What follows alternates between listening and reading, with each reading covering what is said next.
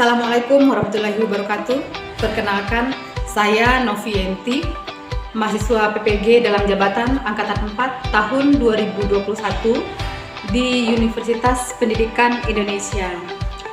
Saya berasal dari SMP Negeri 1 Tanjung Baru, Kabupaten Tanah Datar, Provinsi Sumatera Barat. Hari ini, Senin 6 Desember 2021, saya akan melakukan praktek pembelajaran uji kinerja. Selamat menyaksikan.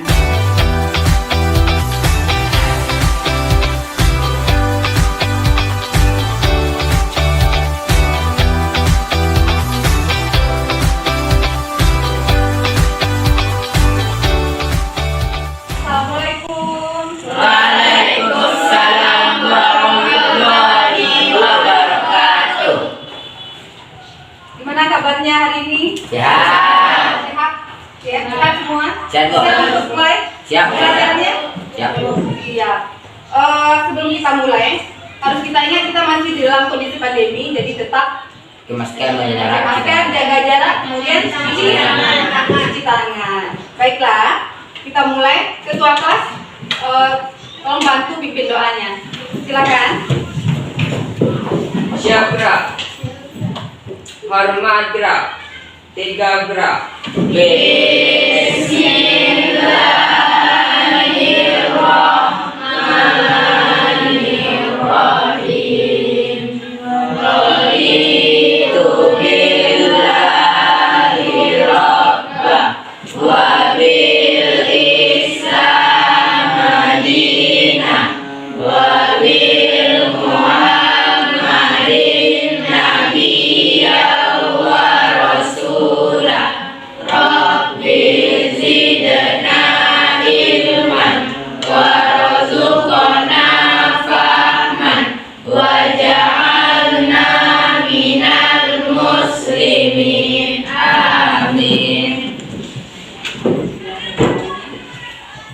Selanjutnya yang nggak hadir hari ini kayaknya nggak ada ya. Kita dari 26 orang, alhamdulillah hadir semua. Cukup kita berada dalam keadaan sehat, kemudian bisa hadir di sekolah ini. Sebelum kita mulai, kita biar bersemangat, ice breathing dulu seperti biasa. Ya, Pak. Iya, silakan diri.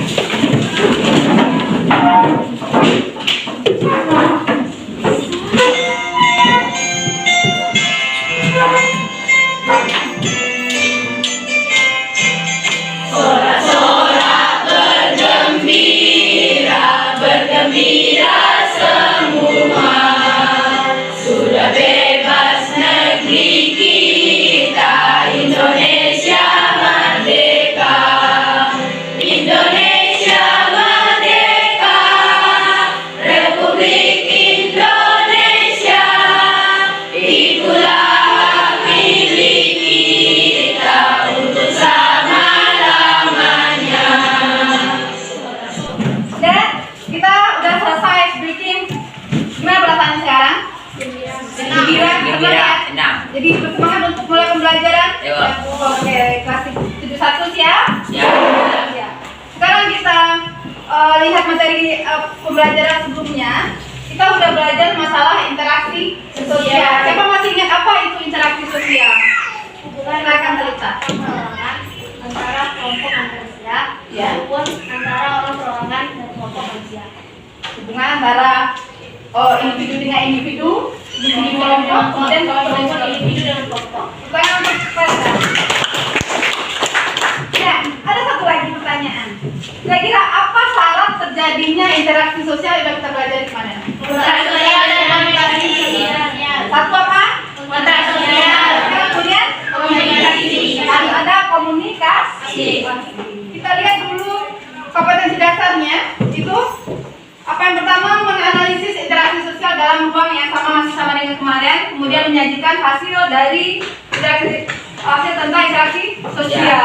Jadi yang harus kita capai pada hari ini, yang harus kita capai dalam proses pembelajaran hari ini, pertama membedakan interaksi sosial yang bersifat asosiatif dan disosiatif. Kemudian memberikan contoh dari bentuk interaksi sosial asosiatif dan disosiatif itu.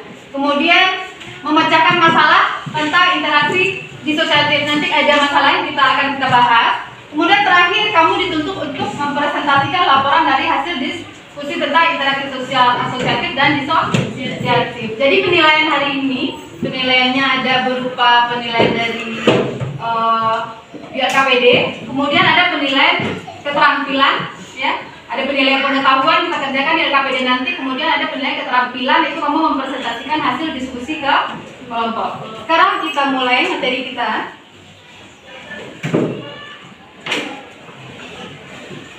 Ya, bentuk-bentuk interaksi sosial. Nah, jadi bentuk interaksi sosial itu ada asosiatif, kemudian ada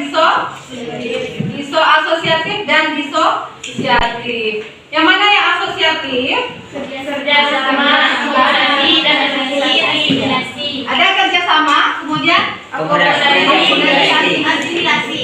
ya. Kemudian interaksi yang kedua apa? Disosiatif. Apa bentuknya? Kompetensi. Ada penilaiannya? Pertentangan atau konflik. Ya, pertentangan atau konflik. Kita lanjut.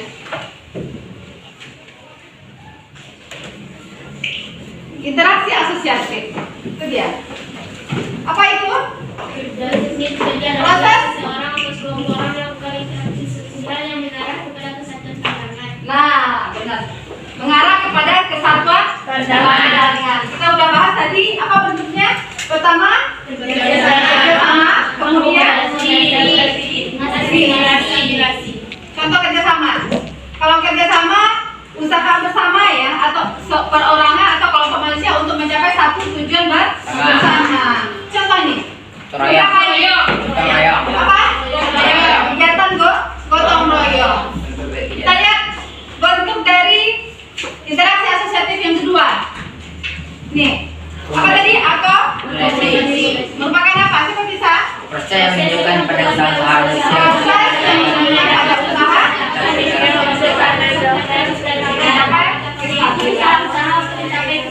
Ya. Kemudian ini. Nih. Ini contoh dari akomodasi. Kemudian asimilasi, bentuk dari interaksi sosial asosiatif yang ketiga, asimilasi. Siapa bisa? Asimilasi merupakan cara-cara bersikap dan tingkah laku dalam menghadapi perbedaan untuk mencapai kesatuan dalam pikiran dan tindakan. Menyatukan. Kebersihan Kelas. kebersihan, kemudian dan menghias kelas masing. Ini masuk ke dalam contoh yang namanya kompetensi. Kemudian kita lanjut. Nih, salah satu contohnya, nih pertandingan olahraga, ya. Kemudian yang kedua bentuk dari disosiatif apa? Kontroversi. Apa itu? Merupakan sikap mental yang tersembunyi terhadap orang atau terhadap unsur-unsur budaya atau kelompok tertentu. Nah, sikap mental apa? Sikap mental yang tersembunyi terhadap orang lain terhadap unsur-unsur budaya atau golongan tertentu. Gejalanya seperti apa? Tidak suka atau Bunyikan. Ya. Ada unsur kebencian. Nih, misalnya dalam sebuah tim Rapat. misalnya ya, di ruang kerja, di kelas juga ada biasanya. Jadi ini kontra, PC. ada rasa tidak suka. Gitu. Kemudian yang ketiga apa? Pertentangan atau Konflik. Proses di mana individu Merupakan suatu proses yang mana individu atau kelompok berusaha memenuhi tujuan yang dalam jangka pihak namun sesuai dengan kekerasan ancaman dan kekerasan. Apa contohnya? Konflik sosial dan nah sekarang ini kita munculkan kasus dari yang konflik ya. Kita akan bahas hari ini pernah dengar kata-kata bullying? Pernah? Kira-kira itu terjadi nggak di lingkungan kita? Pernah terjadi? Agak akrab ya. Kalau di lingkungan sekolah yang namanya bullying itu sering. Ya. Siapa yang pernah lakukan? Apa contohnya? Membuli teman apa contohnya? Mengejek. Mengejek bisa, mukul bisa, mencemooh bisa ya. Kemudian kalau bullying itu bisa dilakukan orang secara verbal, kemudian secara tindakan. Kalau verbal mungkin memanggilnya dengan panggilan yang nggak dia suka, ya, yang membuat nanti kita akan belajar masalah apa itu bullying, kemudian apa akibat dan segala macamnya yang kita bahas hari ini. Sekarang kita lihat videonya dulu. Ibu punya video, ya, video yang akan mohon diperhatikan, diamati baik-baik ya. Video ini tentang bullying. Kamu akan bisa mendapatkan apa akibatnya, kemudian apa contoh perilaku yang dimasuk ke dalam kategori bullying itu. Ini contohnya. Ini apa nih? Ada tawakan. D ya. Ini termasuk ke dalam bullying. Sekarang kita lihat.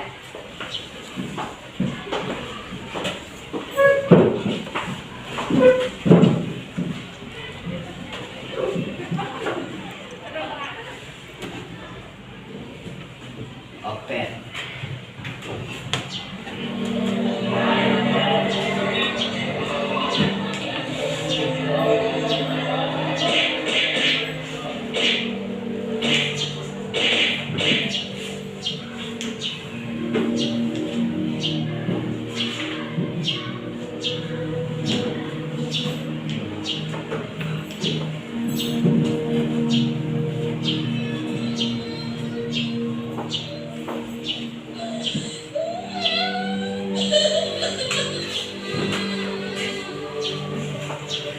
Tahukah kamu, kekerasan di sekolah sering terjadi di Indonesia. Dari tahun 2013 hingga 2014, jumlah kekerasan di sekolah naik sampai dengan 16% yang dilakukan anak usia di bawah 14 tahun. Dan itu dilakukan di sekolah. Hampir setiap sekolah yang ada di Indonesia pasti terdapat kasus kekerasan di sekolah. Dari tingkat universitas, menurut ke SMA, lalu SMP, bahkan sampai ke SD. Bagaimana caranya?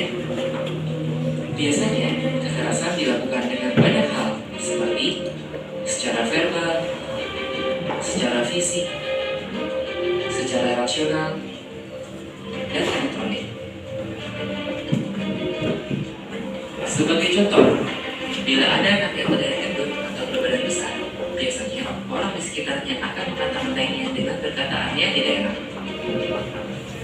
Ada pula mereka yang merasa asik kisah dan membuat si anak juga menjadi bahan lucu. Biasanya, mereka yang mempunyai ras yang berbeda pun suka mendapatkan perlakuan yang kurang mengenakan.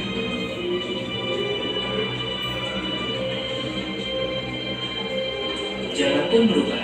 Kekerasan ini pun bisa dilakukan melalui media elektronik atau biasa kita sebut media sosial. Tahukah kamu apa dampak dari perbuatan itu? Bagi yang melihat, tentu saja akan berdampak pada dampak mental. Dia akan merasa takut dan merasa tidak nyaman. Bagi pelaku, biasanya akan mendapat sanksi bertahap dari orang tua, pihak yang berwajib, atau di persidangan, dan bisa sampai akhirnya di penjara. Sebagai korban akan berdampak seperti sering absen dan bolos sekolah, mudah emosi atau labil, sering terlihat ada luka dan memar, atau yang lebih parah, bunuh diri. Apakah kamu siap menerima semua perlakuan itu? Karena jalan kalian masih panjang untuk sebuah kebaikan. Stop kekerasan di sekolah.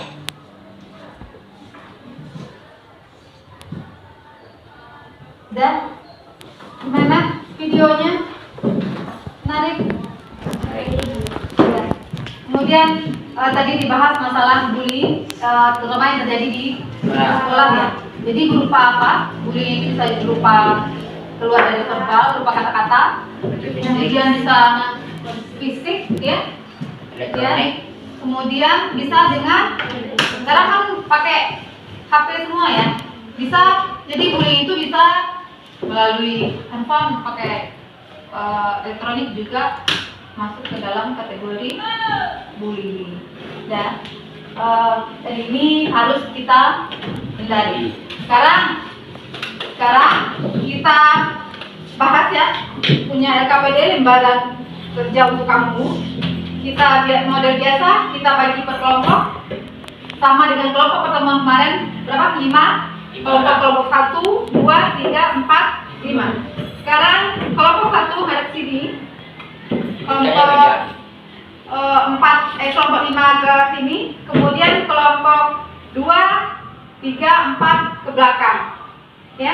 Mejanya agak tinggi juga cukup. Silakan Kak.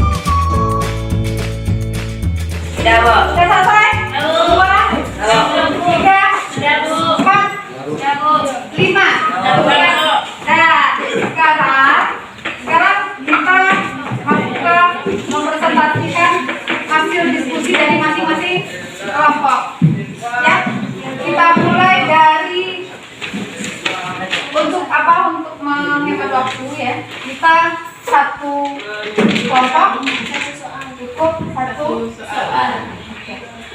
Kelompok untuk LKPD nomor 1. Kelompok berapa bisa? 3. Silahkan.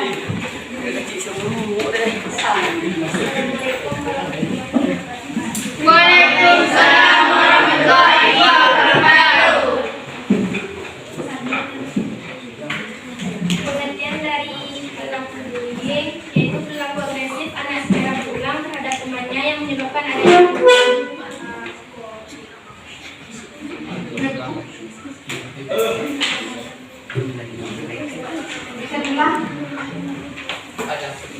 adalah perilaku agresif anak secara berulang terhadap temannya yang menyebabkan adanya penyebab.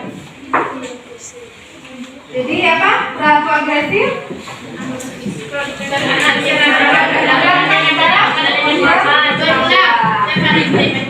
kasih apa untuk kelompok 3? Ya, itu jawaban dari kelompok 3. Ada tanggapan dari kelompok lain nggak? Apa yang bullying? Silakan kelompok 1. Bullying merupakan penindasan atau bisa dalam bahasa Indonesia merupakan segala bentuk penindasan atau kekerasan yang dilakukan dengan sengaja oleh satu orang atau sekelompok orang yang lebih kuat atau berkuasa terhadap orang lain dengan tujuan untuk menyakiti dan dilakukan secara terus-menerus. Jadi berupa apa? Tindasan dilakukan oleh apa? Versinya aja beda ya, tapi maksud dan jawabannya sama. Si upload untuk kelompok. Oke, dan jawabannya lain apa itu bullying? Udah ya. Sekarang kita masuk ke soal nomor 2. Kelompok berapa? Kelompok 2, silakan.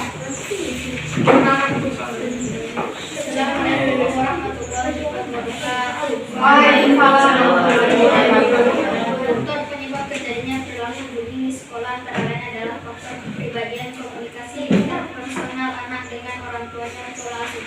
Peran kelompok teman sebaya dari sekolah. Apa? Faktor yang menyebabkan perilaku bullying. Yang pertama apa? Kepribadian. Kemudian Komunikasi. ya, kemudian apa? Oke. Dan kita kasih apa untuk kelompok? Nah, kita lanjut ke soal LKPD nomor 3. Nomor berapa? Nomor 1. Assalamualaikum warahmatullahi wabarakatuh. Yang harus dilakukan peserta didik untuk menghindari perilaku bullying di sekolah. 1. Tunjukkan prestasi. 2. Jalin pertemanan dengan banyak orang. 3. Tumbuhkan rasa percaya diri. 4. Tidak terpancing untuk melawan. 5. Jadikan kemudian sebagai penyemangat atau sukses. 6. Jangan menunjukkan sikap takut atau sedih. 7. Laporkan pada pihak yang berwenang. Oke. Sekian. Kasih apa untuk kelompok? Jadi ada beberapa tindakan yang harus kita lakukan kalau terjadi tindakan bullying. Pertama apa tadi? Tunjukkan prestasi. Tunjukkan kuncinya apa? Tunjukkan prestasi. Yang kedua, Jalin pertemanan dengan banyak orang. jalinlah pertemanan dengan banyak orang. Jadi jangan beda-bedakan kan? Kalau ada itu begini. Kemudian Tumbuhkan rasa percaya diri. PD. Percaya diri itu harus dan penting gitu. Yang keempat apa? Tidak terpancing untuk melawan. Nah, jangan diladeni. Kemudian jangan diladeni. Yang kelima. Jadikan dia sebagai penyemangat untuk sukses. Nah, kalau dibully, kalau merasa dibully atau dilecehkan atau di apa, sering diejek misalnya, jadikan itu sebagai bahasanya semangat. Jangan patah semangat karena itu gitu. Lihatkan siapa kita dan berapa kemampuan kita. Tuh. Terakhir apa? Bisa. Kita di lingkungan sekolah kita punya guru, kita punya wali kelas, kita punya wakil, dan kita punya kepala sekolah. Ya, semuanya akan berperan dalam mengelola sekolah ini. Ya. Jadi itu yang dilakukan. Terakhir, LKPD yang terakhir kelompok 5. Silakan. Assalamualaikum warahmatullahi wabarakatuh. Berikut inilah pesan seorang guru dalam mengatasi dan mencegah tindakan bullying. Tindakan guru: 1. Bertindak dengan tegas. 2. Buat kampanye atau pamflet anti bullying. 3. Mengadakan seminar anti bullying. 4. Mengadakan mentoring anti bullying. 5. Menyediakan waktu untuk saling chat atau saling pengalaman di sekolah. Oke, terima kasih. Kita siapkan beberapa hal yang bisa dilakukan oleh sekolah. Seandainya terjadi yang namanya tindakan bullying. Banyak ya, banyak. Jadi sudah kita bahas masalah apa itu bullying.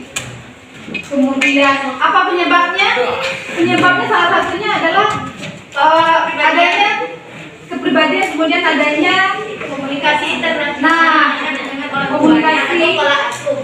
komunikasi yang kurang bagus ya, dengan teman atau segala macam. Kemudian penyebab yang ketiga apa kira-kira? Dendam. Ya, rasa. Nah ya, kalau yang membuli mungkin adalah dendam atau nah ya. Kemudian kalau yang dibully itu mungkin ada yang kurang bisa bergaul gitu ya. Jadi temannya merasa ada kesempatan, kemudian ada peluang untuk itulah yang kita pelajari hari ini. Kemudian kamu udah tahu apa penyebab dan segala macam gimana menghadapinya. Semoga kejadian-kejadian ini walaupun kasusnya kecil atau apa yang pasti di lingkungan, yang namanya di lingkungan kita bersama pasti selalu ada. Kejadian ini selalu ada. Jadi kita udah belajar dan kita udah tahu apa penyebab dan akibat. Semoga bisa kita hindari dan kita minimalkan yang namanya bullying. Walaupun itu sekedar memanggil panggilan dengan panggilan yang enggak seharusnya, itu merupakan masuk ke dalam yang namanya bullying. Dan ini akan memberikan efek yang enggak bagus terhadap orang-orang tertentu, orang-orang yang dibully itu. Kemudian pesan untuk yang mungkin kepribadiannya agak pendiam, dan ini jadi makanan empuk ya.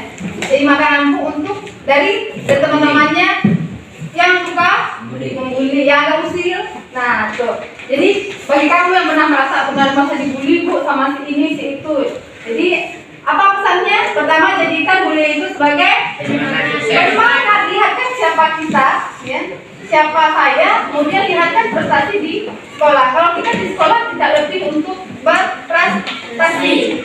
Nah, tujuan utama kita adalah itu, untuk ilmu, kemudian lihatkan prestasi. Kalau udah berprestasi nggak bakalan dipandang remeh lagi sama orang ya. Kemudian apa lagi yang tadi kalau dibully, kadang-kadang bergaul dengan kawan, semua jadikan teman, semua jadikanlah bergaullah dengan baik. Jadi yang bagian dibully itu, kemudian bagi yang membuli, perlakukan teman sama siapa saja ya, perlakukan dengan sama. Oke? Ada lagi pertanyaan? Lagi pertanyaan untuk materi ini? Ya, paham semuanya? Oke. Kita udah lakukan diskusi ya. Kita kasih penghargaan istimewa untuk setiap kelompok, tapi yang paling aktif di hari ini kira-kira kelompok mana ya? Antara kelompok 3 dan 1. Kita kasih aplaus untuk kelompok 3. Ya. Nah, hari ini sudah selesai kita lakukan diskusi ya. Paling aktif kelompok 3. Semoga untuk kedepannya kegiatan diskusi kita semakin baik, kemudian kamu semakin bisa terlibat aktif dalam setiap kegiatan yang namanya diskusi. Kita udah Kemudian siapa yang bisa menyampaikan kesimpulan materi kali ini? Apa? Baiklah, kesimpulan dari pembelajaran hari ini adalah interaksi sosial terbagi menjadi dua, yaitu asosiatif dan disosiatif. Ada macam-macam asosiatif, yaitu kerjasama, akomodasi, dan asimilasi. Oke. Macam-macam dari disosiatif, kompetisi, kontravensi, dan pertentangan. Bullying adalah tindakan kelompok atau seseorang yang melakukan tindakan provokatif kepada orang lain yang sengaja secara terus. Oke, terima kasih. Jadi hari ini kita belajar masalah interaksi sosial, asosiatif, dan disosiatif. Tadi kita sudah sampaikan apa saja itu bentuk asosiatif dan kemudian bentuk disosiatif. Kemudian kasus yang bullying masuk ke dalam apa? Interaksi yang mana? Interaksi sosial. Disosiatif masuk ke dalam yang namanya konflik ya. Oke. Kemudian untuk terakhir ya, pesannya semoga yang namanya bullying tidak terjadi di lingkungan sekolah kita. Oke, kita udah belajar tadi. Nah, sekarang gimana pembelajaran hari ini? Sangat menyenangkan. Sangat Menyenangkan. Serius? Serius ya. Jadi menarik hari ini. Menarik. Oke, sekarang untuk kita semua. Dan untuk minggu depan di pertemuan berikutnya kita akan belajar tentang lembaga sosial ya. Jadi materi kita untuk minggu depan adalah lembaga sosial. Jadi tolong itu kita baca-baca di kelas ya. Untuk pembelajaran di minggu depan. Dan sebelum kita tutup pembelajaran hari ini, ketua kelas Muhammad Febrian pimpin doa.